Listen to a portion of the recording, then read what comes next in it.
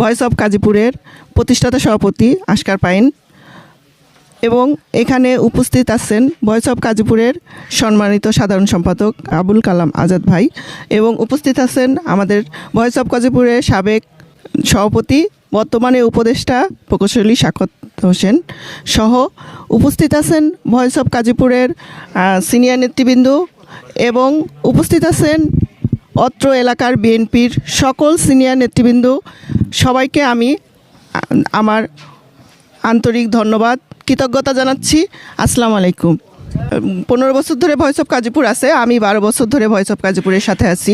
এটা একটা অরাজনৈতিক সংগঠন, যদিও তারপরেও আমরা কেউই রাজনীতির বাইরে না।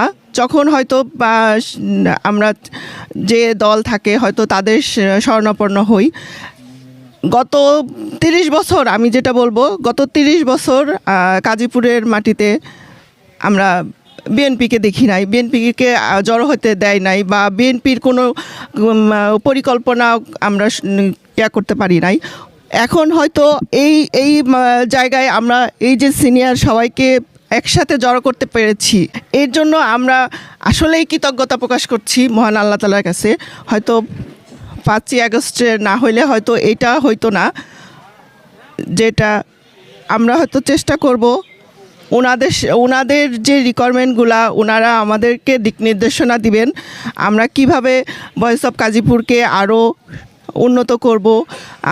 সাকত ভাই উনি ওনার মতো বলেছেন, কালাম ভাই বলেছেন যে আমরা আসলে কেউই আমরা একটা কম্বল দিয়ে কারো ভাগ্য উন্নয়ন কখনোই করতে পারবো না, বা একটা হয়তো আমরা দোকান দিচ্ছি বা একটা সেলাই মেশিন দিচ্ছি, কর্মসংস্থান করছি, একটা শিক্ষিত জাতি করার জন্য আমরা চেষ্টা করব।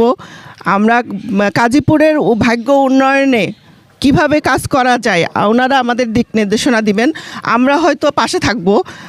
এটা যেহেতু একটা অরাজনৈতিক সংগঠন এবং মানে খুব আমাদেরও লিমিটেশন খুব কম, আমরা তারপরেও ওনাদের সাথে থাকব। হয়তো ওনারা আমাদের সাথে থাকবেন, থেকে হয়তো আমাদেরকে এই কার্যক্রমে সহযোগিতা করবেন। আশা করি আমরা ভবিষ্যতে আরও অনেক কিছু করতে পারবো ইনশাল্লাহ। এই বলে আমি আমার বক্তব্য শেষ করছি। সকাল থেকে সবাই কষ্ট করে আসছেন, সবাইকে অনেক ধন্যবাদ।